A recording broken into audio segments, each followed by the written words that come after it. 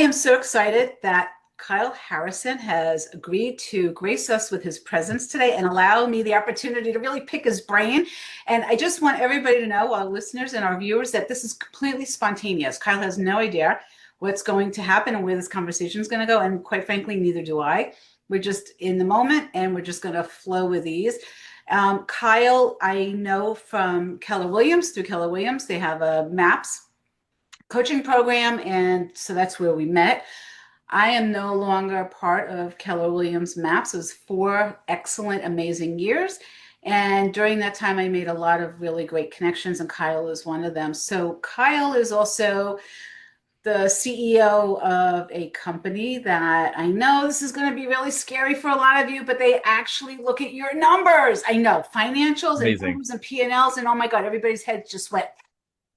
So, but Kyle's going to talk us down off the ledge, and he's going to give us maybe 1 or 2 good strategies. And then if you guys are interested in having Kyle work with you, we'll give him the opportunity to share some of his contact information so you can reach out to Kyle, after you listen to the entire podcast, not before. So, Mr. Harrison. Yes. Okay. So tell us a little bit about you and give us like your 60-second sales manager moment. Sure. Yeah. So I grew up in Illinois. I made a stop in Austin, Texas, and I went to college in Illinois. Made a stop in Austin, Texas. Moved over to Salt Lake City, Utah in the early 2000. My mom got into real estate in 1978. At 16, I told her I'd never get into real estate, and at 28, I got into real estate full time. So from Salt Lake in early 2000, I moved back to Illinois and got into real estate in 2006. So I've been in real estate for 19 years. I've been with Keller Williams for almost the 19 years for that. And so, yeah, and now I just relocated to Carolina Beach. So I traded the snow for the sand. And along my journey of real estate, building a team, I had the opportunity to get into coaching. So I've been a full-time coach for the last 8 years, and just a little over 10,000 coaching calls. And my niche is focused on leadership, team building, and financials and wealth. And so that's where we created a company that helps agents. Our one thing is helping real estate agents with their bookkeeping, payroll, and taxes. We don't do any other industries. So we focus on that, and we help agents understand their numbers. Okay, so yeah, that's me in a nutshell. That's my 60-second. Okay, so well, a couple of things. So first, which Carolina Beach are you? North Carolina, South Carolina? North Carolina. Yeah, so North Carolina, Carolina Beach, North Carolina. So that's kind of it's actually the name of the town. Okay, shows you how much. Carolina Beach is what. Got it. Yeah. Okay, so that's the first question. How to clarify that. The second question is, okay, so it's really focused solely on the real estate industry for the real estate professional. So, right. and even with that, so for those listeners who are not in the real estate industry, please know that your numbers in your business as an entrepreneur, team leader, business owner, even as a manager of a team, is if you don't know your numbers, you don't know your business. Right? You're not even in the game. I mean, if you really don't know the numbers, you're not even in the game. I love that. I love that. So let's start at the basics. So what's the biggest challenge that you have, because you're the numbers guy, and some people, and I'm speaking a little bit from previous experience when I've coached people in the financial industry.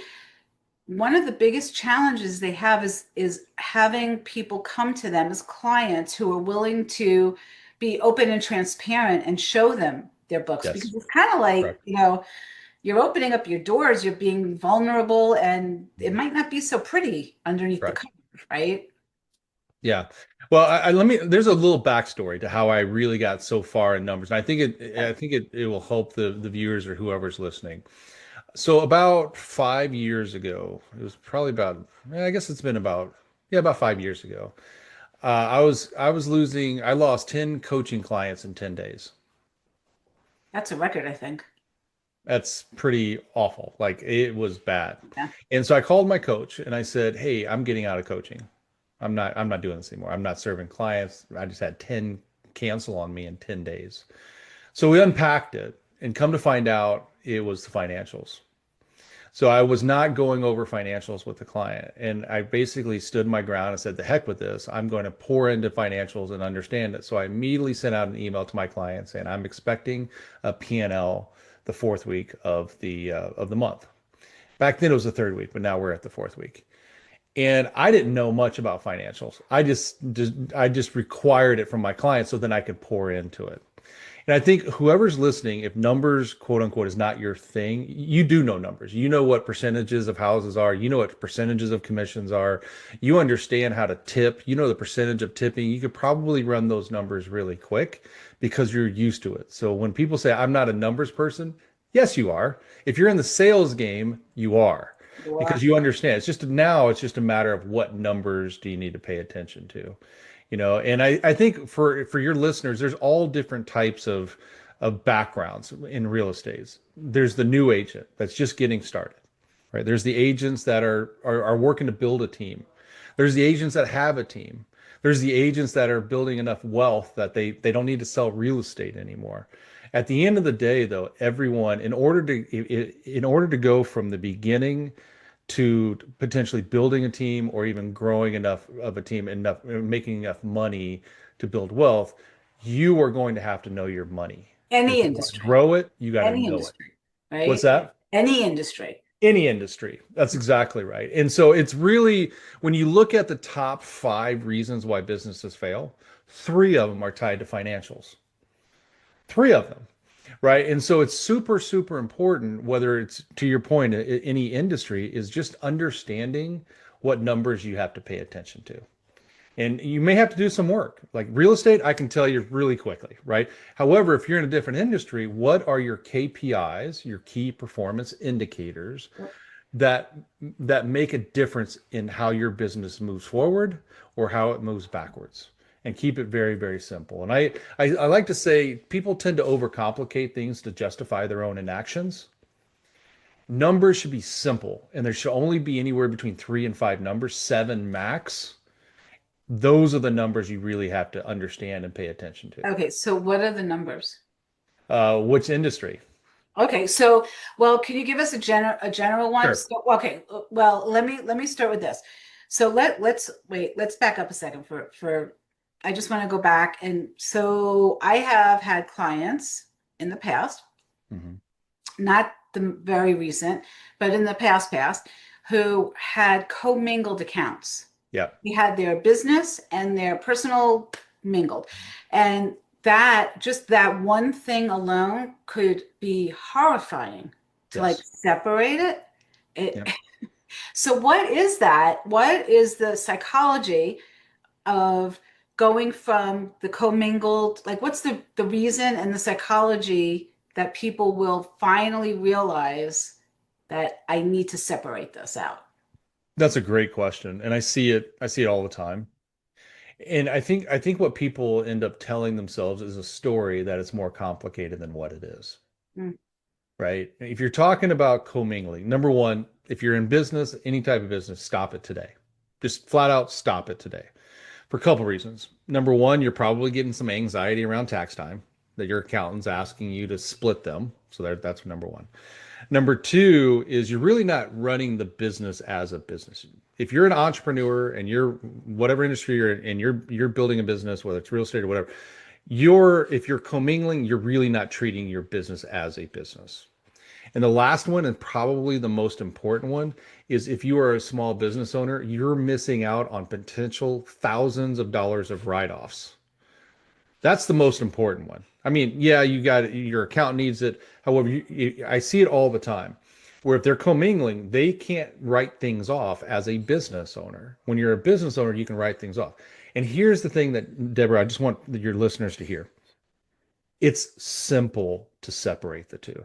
I literally was just on a call today talking to an agent about this. okay. Designate an account, and it can still be your name on it. Doesn't have to be the entity, doesn't have to be the LLC. It doesn't have, just designate an account for your business, checking, savings account, and designate a credit card specifically for your business, and do the exact same thing with your personal. Nice. And what people are going to say is, well, Kyle, how do I get myself, money over to the personal? Money comes into your business, Yeah. make a simple transfer over into your personal account. To pay yourself. Pay yourself, Yeah. right? Yeah. And if you want to pay something, because the problem I see a lot of people having is they're chasing points. Oh, I've got this credit card and this point. I commingle and I love the points. Okay, great. You can still do it separating it. I've got an Amex Delta card for my business and I have a Southwest Visa card for my personal. I chase points too. I just keep everything separate and it really is that simple. You just have to think the minute that you go to swipe your card, is it for business or is it for personal? And keep in the lanes of the two. I promise you, your accountant will kiss you. Number one, you'll be able to write things off, so you're going to be happier, and tax time is just going to be a lot easier. It really can be that simple. Yeah. So that, thank you for that. So that's the very first step. Mhm. So if we go back to when you're starting to look under the hood and Mhm. you're asking people Yeah. to allow you to have the privilege and the honor of, and they have to trust you, what is the psychology and how do you market to somebody who maybe feels a little bit like, I don't know if I want to share my numbers and I don't know if I want him to see what Yeah. I'm doing. That's okay. We just don't need to work together. It's fine. Oh, there you go. That's a great answer. I love that. You won't even hire those guys. Those are the ones that you refer to somebody else, Yeah, right? that's correct. Yeah, I'm Okay. a coach I'm a person that I look under the hood. If you want help in your financials and Yep. wealth, I have to see it. And if you don't want Yep. to share it, that's okay. There's no judgment on that. I'm not your person. That is awesome. So that's so interesting. So from a coaching perspective, right? So whether it's looking under the hood of the numbers or looking inside the head for the mindset, or in their business, because some people feel like they have to be an island unto themselves and they don't need any help, and a little bit of puffery goes into all of that, right? So I Sure. think breaking down those barriers and showing people how you do provide value. So how do you've got yourself a very good, thriving, wonderful business. Mhm. By the way, it's called Your Bookkeeping Partner. So I'm going Thank to you. promote it for you if Yeah, you thank didn't, you. right? You're Yeah, welcome. And then, so that is running, and commingled with that, you've got your coaching business. correct. And then I just want to share. So my husband and I invested in an Airbnb. We bought a rental property, and it is really, Kyle, and I know I've said this to you, and I want to make it like universally known. You were the impetus for that decision. Mm. That You warms my heart. Yeah, that's awesome. We were so concerned and scared, like, could we do it? Do we have the money? How did we find the right place? And you know what? When it's meant to be, and once you put your mind to it, and I know a lot of people use the word manifesting and put things into the universe. I really believe that once we were focused with really clear intention, your group, we were able to learn and hear other people's Yeah. challenges and like, okay, so people make mistakes, nothing is going to be perfect. I have to tell you that we started the Airbnb the second week of April, and we have been making the mortgage plus some of the utilities. And it's Hmm. only been like 3 months, not even. So That's I figured that's amazing. a success, right? That's amazing.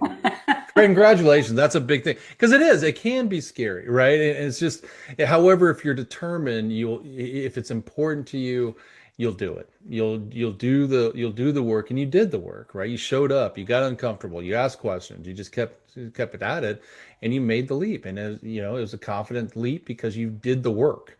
People want to show up wealthy and they don't want to do the work. You've got to do the work and Sure. figure out your gaps and go learn those gaps in order Yeah. to move yourself forward for sure. Yeah, and Congratulations. That's good. thank you. And the takeaway, and I hope that the listeners and the viewers are getting this, is that you don't have to do things by yourself. And if Right. something is like big and hairy and you really want to go for it, find a coach. Align yourself with somebody who's done it, been there, done that, and that you can learn from so that you're not making mistakes that are going to end up being very Right. costly, in That's some exactly cases. right. Yep. So, okay. So now you've got all of this happening. You've Yep. got all of this going on. So for you, how do you keep yourself motivated and what drives you? What drives me? That's an interesting question. I think for me, it's been different phases of life. In last October, I decided to move to Carolina, North Carolina. It was for me that motivation was to be by the beach. That was my dream. That was my goal, and I did that and built a house 6 blocks from the beach, and so I lived that.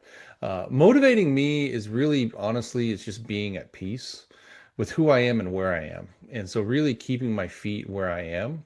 And as we get older, as I've gotten older, I've had things happen around us, people's health decline or deaths in the family. And you start to realize that, none of us are getting out of here alive.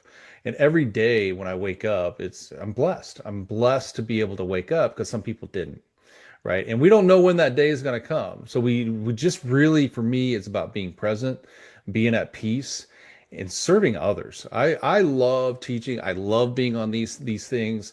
I love being out in front of people. It's about relationships. It's about connectivity. Money does not motivate me anymore. I used to have that, and I'll share a very vulnerable story. I mean, I had a big business, and it was making a lot of money and a lot of investments, and had the car, and had the house, and had the country club, and had everything. And I went in when my daughter, let's see, I think my daughter was about 6. I think that's when she was, went in to tuck her in, and she said, "Dad, I don't feel like I know you." Oh, So that changed my wow. life. And even till this day, she's 18 now. I still tell her thank you because I'm not sure I would have had that life altering moment. And I bawled, I cried, I still get teared up about it. But that was what I thought was important, was getting my kids the things that they wanted. However, you spell love, Time, right? It's time.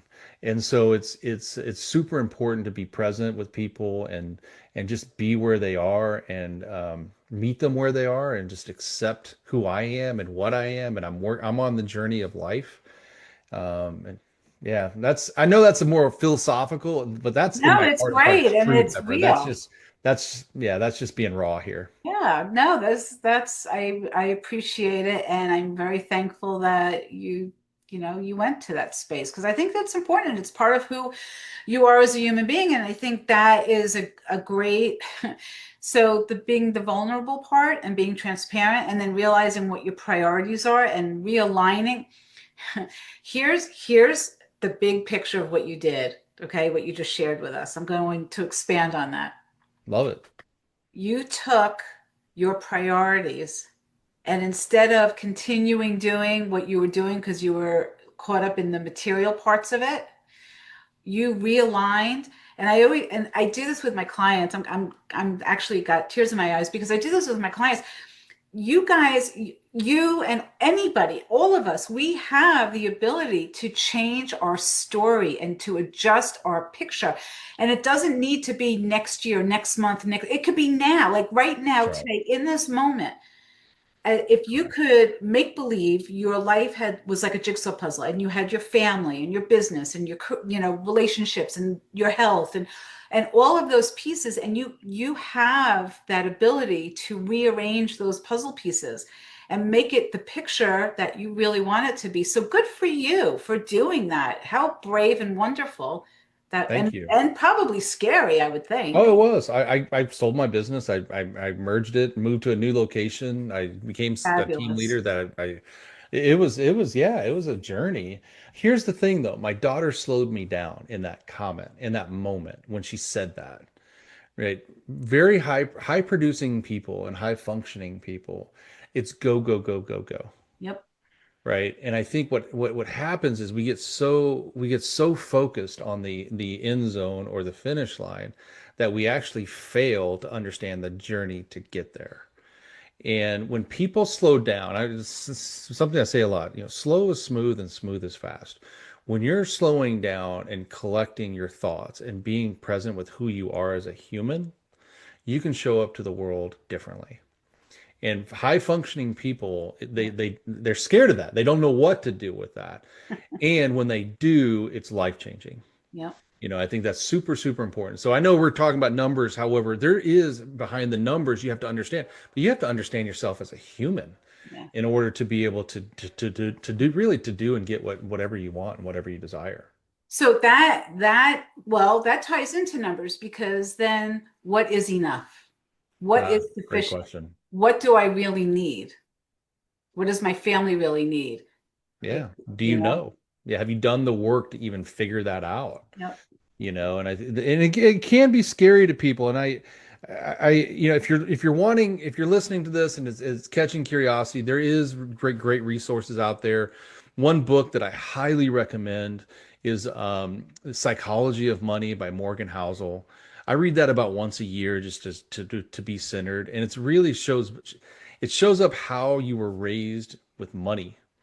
Were you raised poor? Were you raised wealthy? Did you go through a bankruptcy? Did you go through like helps you walk through that. So when you're talking, you're showing up today in whatever industry that you are and you're making money, there is a story that is still grabbed onto your back. 100%. And you have to address that and confront that in order to be able to move forward. And the first step to change is becoming aware, right? And it's really about becoming aware and how you want to move forward with life and money, business, whatever that is. Whatever prosperity looks like and abundance Yeah. looks like. They're so funny. So there's a meme going around on Facebook, or I don't know, Instagram somewhere, and it's about what does success really look like for you, and asking the collective us, right?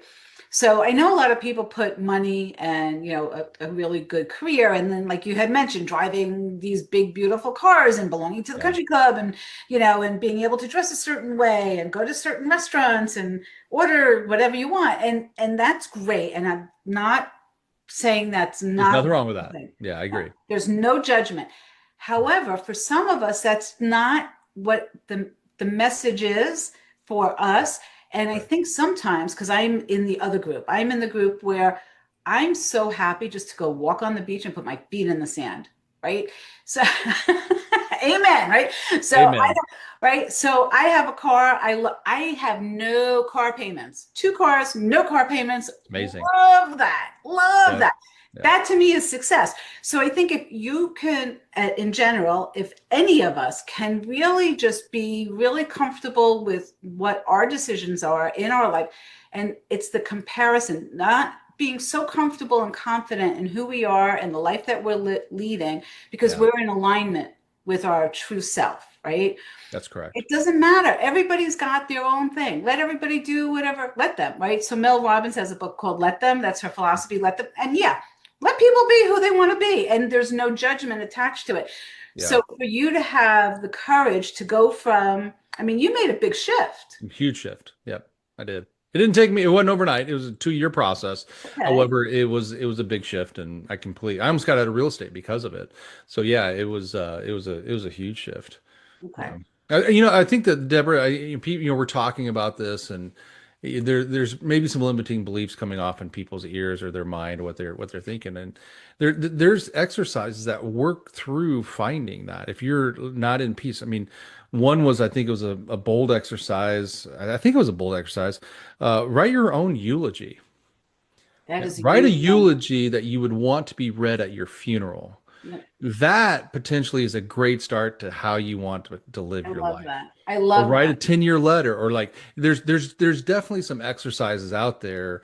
If you want to get better in whatever it is, you've got to do the work.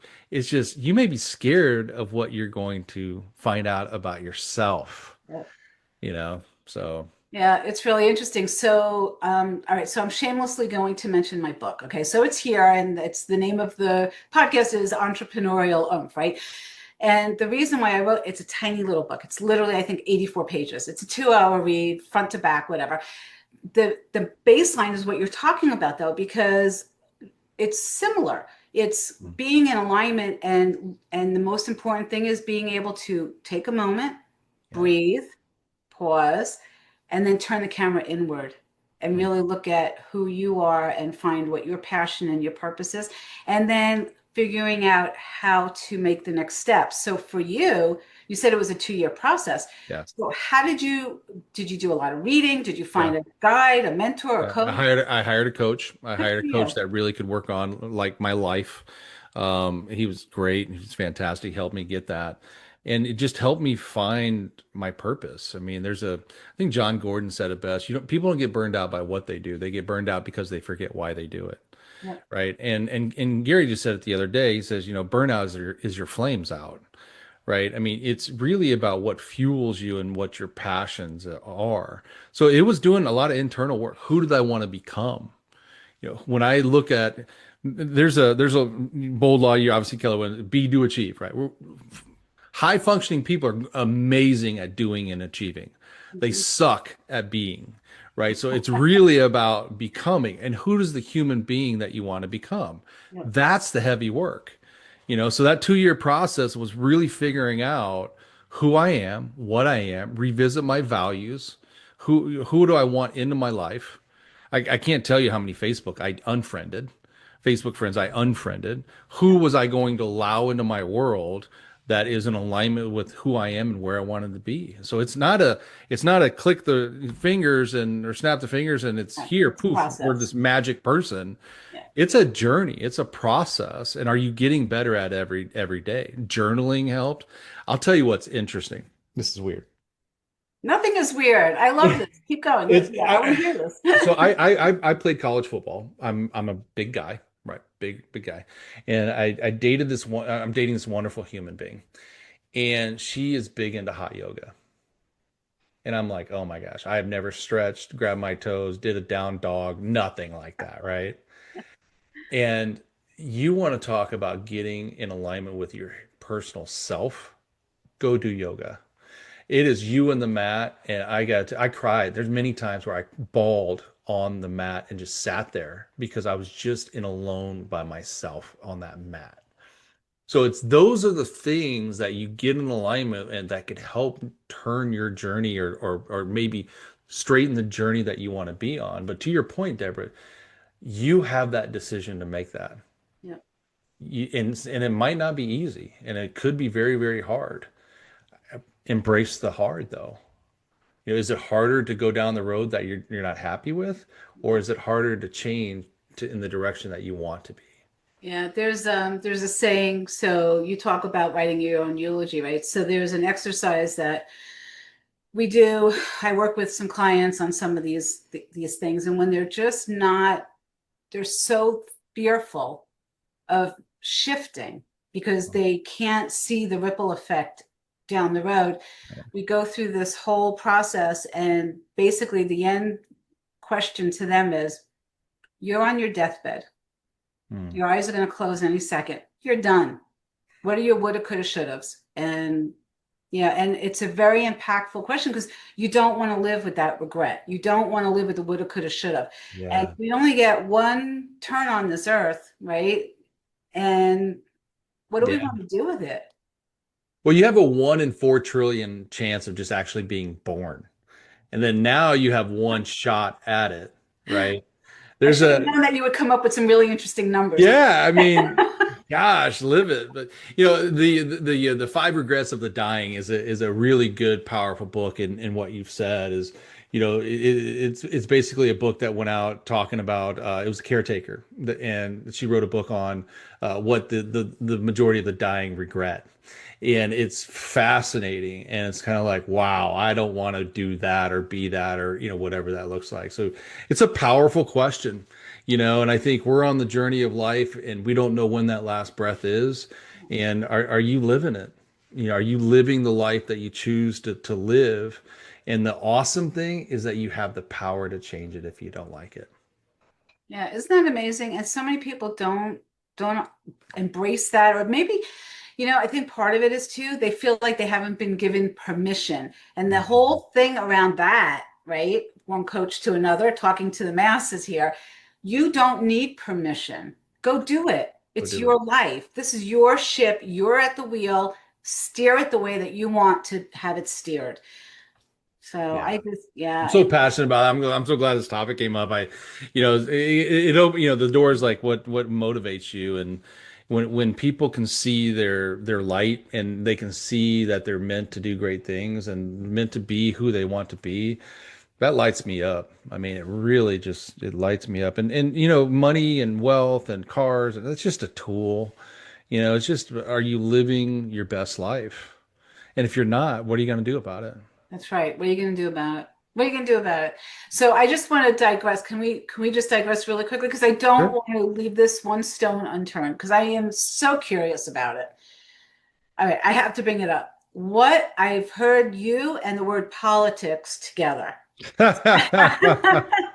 So can you explain a little bit? Just give us a quick Politics. Oh about. man, the yeah. Yeah. So I got into politics quite closely when I got into real estate. I just wanted to meet and network some people, and one of my best friends ended up being he's now a retired state senator out of Illinois, and he and I reconnected when I moved back to Illinois.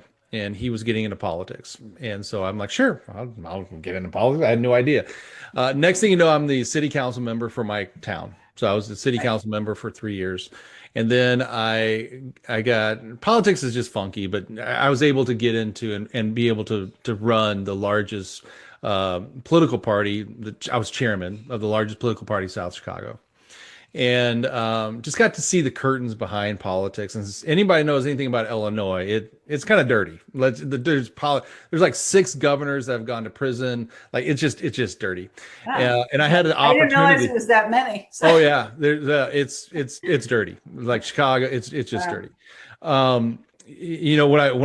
When I decided to run for chairman, I had a U.S. congressman in my office 3 days later. A U.S. congressman because I was in his district, right? And he wanted to size me up and shake me down and whatever that looked like.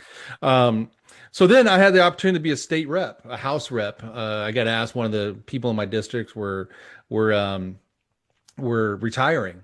And they said, you're kind of second in line because I was running this district and blah, blah, blah. And I turned it down. And the person who called me said, why are you turning this down? You could be a House representative. You could go to U.S. Senate, like whatever, like that's your path. And it's just dirty. Like it just, I couldn't be who I wanted to be in that environment. And so I ended up walking away and I said no. And the gentleman asked me like, why? I said, well, there's 2 reasons. Number one, politics is dirty as hell in Illinois. Number two is I can't make enough money for my family. Like I'm making really good money. I got this business. And you know what he said to me? This is great. You'll love this. He goes, have you ever seen a broke politician? That is good. Yeah. Nope, I haven't. You're right. Yeah. So anyway, I walked away and I'm glad I did. And yeah, I got to see some cool things. I got to meet some really cool people and be involved in some really neat things. But from a politics standpoint, I'm in Carolina Beach now, and I considered running for like city council just to kind of get my feet back in it. But my gosh, there's just a lot of I don't know.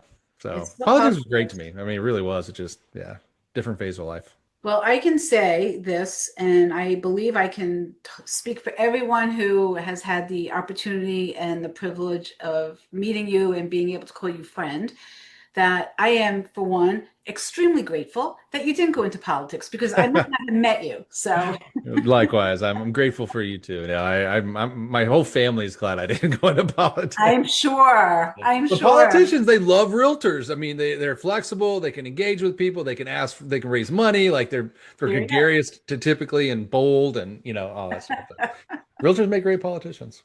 So, Yeah. Oh, yeah. That's an interest. Well, now look, you still have time if you, yeah, no, well, right? it's good. I'm enjoying my life on the beach in the Good mornings for and you. the afternoons and the evenings. So it's Good good. for you. All right. Well, listen, I appreciate you Likewise. being here, and I am so grateful for your sharing and being transparent and vulnerable and honest. And we'll have some contact information ready for anybody who wants to reach out to you. But if you want to just share with us here, best email or way to contact you for either of your businesses, the real estate, the coaching, the Yeah, and the best bookkeeping one is order. just Kyle Kyle at your bookkeeping partner all spelled out.com. So Kyle at your bookkeepingpartner.com is the best way to reach out to me. I will respond very quickly. I've got a staff that responds and notifies me. And so if there's any questions that you ever need, and I'm just so passionate about people and I'm so passionate about helping people get where they want to go. So if you have questions, need anything, I'm always an email away. So I appreciate the opportunity. Gotta love, gotta